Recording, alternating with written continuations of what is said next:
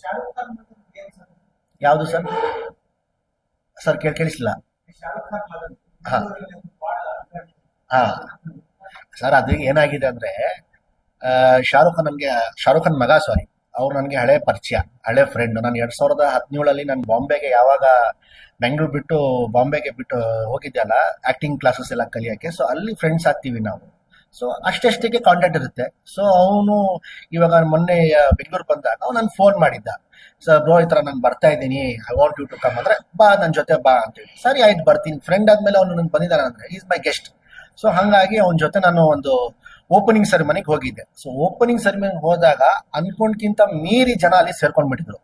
ಅಲ್ಲಿ ಸೇರ್ಕೊಂಡಿದ್ದಕ್ಕೆ ಇವನೇನ್ ಮಾಡಿದ, ಸ್ವಲ್ಪ ಗಾಬರಿ ಆಗ್ಬಿಟ್ಟು ಹೊರಗಡೆ ಹೋಗ್ಬಿಟ್ಟು ಒಂದು ರೂಮ್ಗೆ.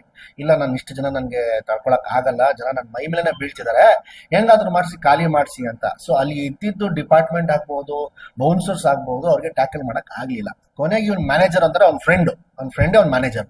ಅವನು ಹೇಳ್ದ, ಸರಿ ನಾನು ಹೆಂಗೋ ಒಂದು ಮಾಡ್ಬಿಟ್ಟು ಡಿಪಾರ್ಟ್ಮೆಂಟ್ ಅನ್ನ ಸಹಾಯ ತಗೊಂಡು ನಾನು ಹೆಂಗೋ ಮಾಡಿ ಜನನ ಆಚೆ ಕಳಿಸ್ತೀನಿ ಅಂತ ಹೇಳಿ ಅವ್ನ್ ಪಾಪ ಹೋದ.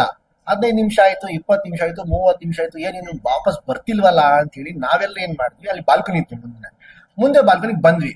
ಆಲ್ಮೋಸ್ಟ್ 50% ಜನ ಖಾಲಿ ಆಗೋಗ್ಬಿಟ್ಟಿದ್ರು. ಇನ್ನೂ ಆಗಿಲ್ಲ. ಹಿಂಗಂದ್ರೆ ನಾವು 1:30, 12 1 ಗಂಟೆ ಆಗೋಗ್ಬಿಟ್ಟಿತ್ತು. ಈಗ ಎಲ್ರು ಗೊತ್ತು ಹಾಗೆ 12 1 ಗಂಟೆಗೆ ಎಲ್ಲ ಡಿಪಾರ್ಟ್ಮೆಂಟ್ ಬಂದು ಕ್ಲೋಸ್ ಮಾಡಿಸ್ಬಿಡ್ತಾರೆ. ಸೊ ನಾವು ಹೋಟ್ಲ್ ಹೋಗ್ಬೇಕಾಗಿತ್ತು.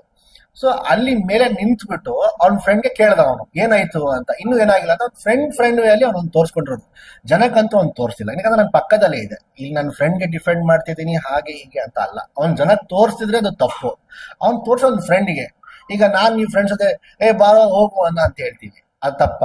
ಈಗ ನಾನ್ ದೊಡ್ಡವ್ರಿಗೆ ಹೇಳಿದ್ರೆ, ಇನ್ನೊಬ್ರಿಗೆ ಹೇಳಿದ್ರೆ, ಬೇರೆಯವ್ರಿಗೆ ಹೇಳಿದ್ರೆ ತಪ್ಪು. ಸೊ ಅದನ್ನ ಸುಮ್ಮನೆ ಮಾಧ್ಯಮದವರು ಅದನ್ನ ಬೇರೆ ರೀತಿಗೆ ತಗೊಂಡು ಅವನ ಅದನ್ನ ಮಾಡಬಾರ್ದಿತ್ತು, ಅದನ್ನ ತಪ್ಪು, ಅದು ಇದು ಅಂತ ಜನಕ್ಕೆ ತೋರಿಸಿದ್ರೆ ಖಂಡಿತ ಅಲ್ಲೂ ತಪ್ಪು. ಅವ್ನ ಜನಕ್ಕೆ ತೋರಿಸಿಲ್ಲ, ಅವನೊಂದು ಫ್ರೆಂಡ್ಗೆ ತೋರಿಸ್ಕೊಂಡ್ರು. ಅದ್ ನೆಕ್ಸ್ಟ್ ಡೈರೆಕ್ಷನ್ ನೋಡಿ ಅವ್ನ ಅಲ್ಲೇ ನಗ್ತಾವನೆ. ಅಷ್ಟೇ ಸರ್. ಸರ್ ನನ್ನ ಪ್ರಕಾರ ಒಂದು 2 hours 34 minutes ಬರುತ್ತೆ ಸರ್. ಏನ್ ಸರ್? ಸರ್ 6 ಇದೆ ಸರ್ ಹಾಡು. ಒಂದು ಬಿಡ್ತೀನಿ ಸರ್. ಈಗ ಅಂದ್ರೆ ಮೂರು ಬಿಟ್ಟಿದ್ದೀನಿ ಸದ್ಯಕ್ಕೆ. ಒಂದು ಅಯ್ಯೋ ಶಿವನೇ ಹಾಡ್ಬಿಟ್ಟಿದ್ದೀನಿ, ಒಂದು ಬ್ಲಡಿ ಲವ್ ಅಂತ, ಅದಾದ್ಮೇಲೆ ಒಂದು ಬಿಟ್ಕೊಂಡು ಒಂದೊಂದು ಹಾಡ್ಬಿಟ್ಟೆ. ಮೊನ್ನೆ ರೀಸೆಂಟ್ಲಿ ಒಂದೊಂದು ವಾರ ಹಿಂದೆ ನಾನು ಪ್ಯಾಥೋ ಸಾಂಗ್ ಬಂದ್ಬಿಟ್ಟೆ. ಫುಲ್ ವಿಜುವಲ್ ಸಾಂಗ್ಸ್ ನಮ್ಮ ಆನಂದ್ ಆಡಿಯೋ ಯೂಟ್ಯೂಬ್ ಚಾನಲ್ ಬಿಟ್ಟೆ ನಾನು. ಅನಿಲ್ ಕುಮಾರ್ ಅಂತ ಹೇಳಿ ಸರ್, ಲೋಕಿ ಪ್ರೊಡಕ್ಷನ್ಸ್ ಅಂತ ಹೇಳಿ ಸರ್. ಜನವರಿ 23 ಸರ್. ಅದು ನಿರ್ಮಾಪಕರಿಗೆ ಕೇಳಬೇಕು ಸರ್, ನನಗೆ ಅಷ್ಟೊಂದು ಐಡಿಯಾ ಇಲ್ಲ. ನನ್ಗೆ ಏನ್ ಕೆಲಸ ಕೊಟ್ಟಿದಾರೋ ಅದನ್ನ ನಾನು ಕರೆಕ್ಟ್ ಆಗಿ.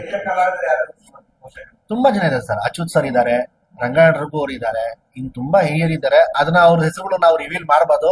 ಜನಕ್ಕೆ ಸ್ವಲ್ಪ ಸರ್ಪ್ರೈಸ್ ಎಲಿಮೆಂಟ್ ನ ಇಟ್ಟಿದ್ದೀವಿ. ಏನಕ್ಕಂದ್ರೆ ಇತ್ತೀಚೆಗೆ ಜನ ಪಾಪ ಥಿಯೇಟರ್ ಬರ್ತಾ ಇಲ್ಲ. ನಾನ್ ರೀಸೆಂಟ್ಲಿ ಈಗ ಸೋಷಿಯಲ್ ಮೀಡಿಯಲ್ಲಿ ಆಗ್ಬೋದು, ಮಾಧ್ಯಮದಲ್ಲಿ ಆಗ್ಬೋದು, ಪಾಪ ಎಲ್ಲ ಆರ್ಟಿಸ್ಟ್ಗಳು ಜನಕ್ಕೆ ಕಂಪ್ಲೇಂಟ್ ಮಾಡ್ತಾವ್ರೆ. ಜನಗಳು ಯಾವತ್ತೂ ಅವ್ರು ತಪ್ಪಿರಲ್ಲ. ಒಳ್ಳೆ ಸಿನಿಮಾ ಇದ್ರೆ ಅವ್ರು ಯಾವತ್ತೂ ಕೈ ಹಿಡಿತಾರೆ, ಅವ್ರು ಯಾವತ್ತೂ ಆಶೀರ್ವಾದ ಮಾಡ್ತಾರೆ.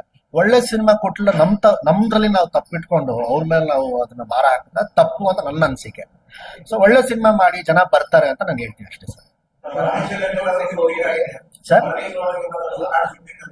ಏನ್ ಸರ್?